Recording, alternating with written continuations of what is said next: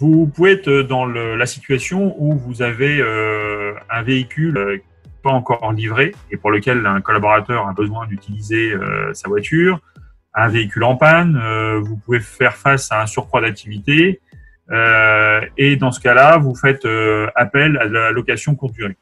Pourtant, vous avez la possibilité de vous créer un pool de véhicules ou ne serait-ce que de disposer qu'un véhicule qui pourra être utilisé pour pallier les manques de véhicules ou aussi l'utiliser dans le cadre de l'autopartage. Voilà une des bonnes pratiques dont on nous a fait part, disposer d'un ou plusieurs véhicules que l'on peut mettre en autopartage.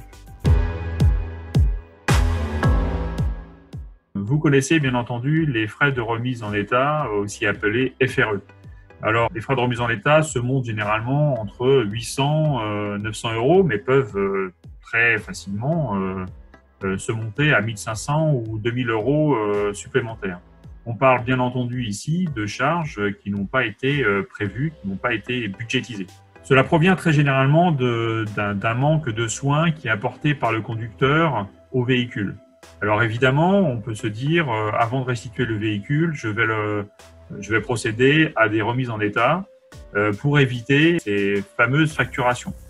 Effectivement, on peut y procéder, mais remettre en état un véhicule qui a déjà 3 ans ou 4 ans ou 5 ans, voire 6 ans, avant de le restituer à un loueur qui va appliquer une dépreciation plutôt que des frais de remise en état, ce n'est pas toujours la bonne solution. La bonne pratique pour nous, c'est surtout d'éviter la première rayure. Nous savons tous que lorsqu'on a un véhicule neuf, on fait très attention. On va le garer à 1 mètre du trottoir pour surtout éviter d'abîmer les jantes. Lorsqu'on va aller se garer sur un parking, on va aller se mettre dans un endroit loin d'un autre véhicule pour éviter le coup de porte.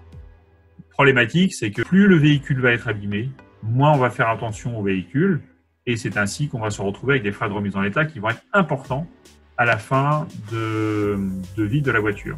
Si la première rayure arrive, alors la faire réparer. Comment ? Il faut simplement faire évaluer régulièrement l'état du véhicule, un état carrosserie qui va être fait. Et s'il y a un mauvais état du véhicule, alors demandez au collaborateur d'aller immédiatement le faire réparer. Évidemment, bien faire attention à avoir des contrats ou des relations avec des carrosseries qui vont apporter des tarifs mesurés et puis qui pourront aussi éventuellement vous prêter un véhicule lors de la réparation.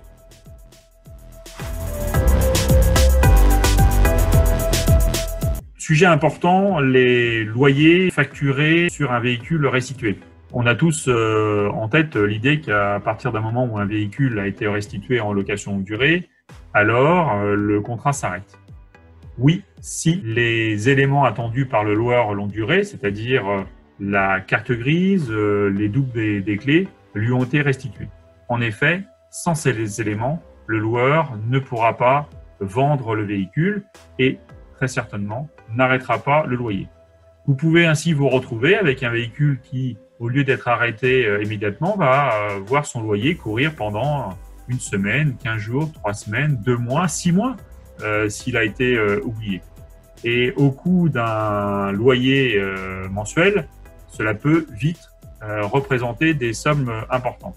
La solution pour ça, c'est le don d'ubiquité, c'est-à-dire que vous soyez présent, vous, en tant que responsable de parc, sur tous les lieux où un véhicule est restitué à tout moment. Voilà.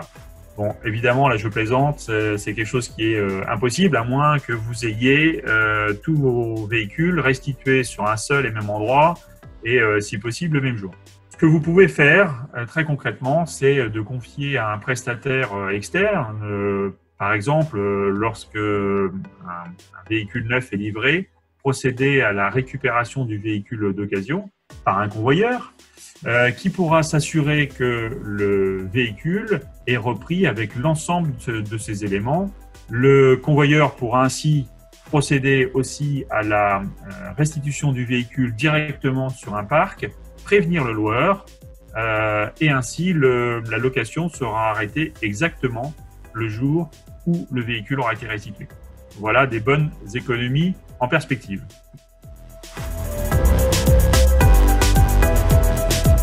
Les IRA, les indemnités de restitution anticipée.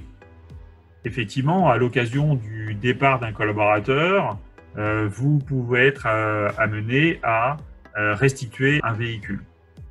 Restitution anticipée a toujours évidemment un impact financier fort, d'autant plus que le véhicule est récent et sur un contrat de location longue durée, plutôt long, ou aussi sur un véhicule qui va être très équipé, très spécifique, qui va donc subir dans les premiers mois, dans les premières années, une forte réduction de sa valeur résiduelle. À cela s'ajoutent des problématiques lorsqu'un collaborateur quitte la société, du stockage du véhicule. Vous ne savez pas exactement dans quel état est la voiture, donc comment est-il possible de le réaffecter à un autre collaborateur sans que ces derniers y trouvent à redire? D'autant plus qu'effectivement, on sait qu'un collaborateur sera certainement plus réticent à obtenir un véhicule d'occasion qu'un véhicule neuf, donc ce sentiment sera encore plus négatif si le véhicule est en mauvais état ou a été entretenu. Sans oublier que vous avez, vous, en tant qu'entreprise, la responsabilité de vous assurer que le véhicule qui est confié à votre collaborateur soit évidemment un véhicule totalement sûr. Et puis, une fois que ce véhicule aura été restitué, rien ne vous dit, en tout cas, vous n'avez certainement pas la certitude que ce véhicule va être utilisé par un collaborateur qui est situé au même endroit.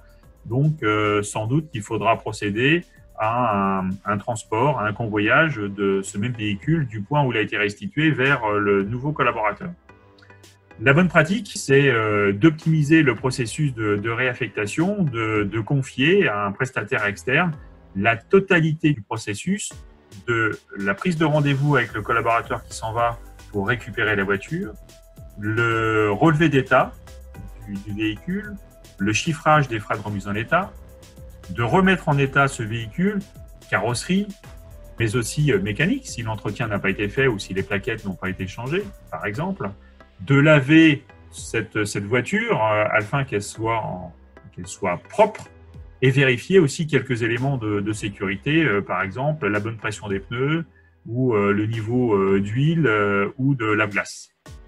Le fait de confier ce processus à un professionnel spécialisé vous permettra de fortement réduire vos délais de réaffectation, vous permettra aussi de fortement réduire vos coûts grâce en fait à des contrats qui auront été négociés avec des professionnels. Et puis, vous avez la certitude que le véhicule qui va être confié à votre collaborateur est en bon état, est un véhicule totalement sûr.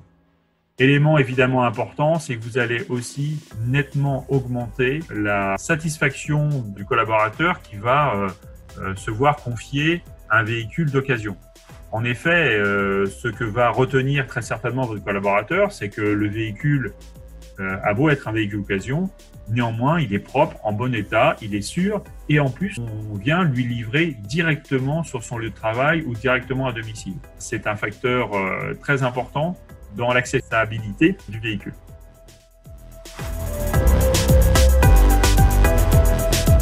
Il y a aussi des économies indirectes que l'on peut réaliser et ainsi baisser son TCO sur son parc automobile.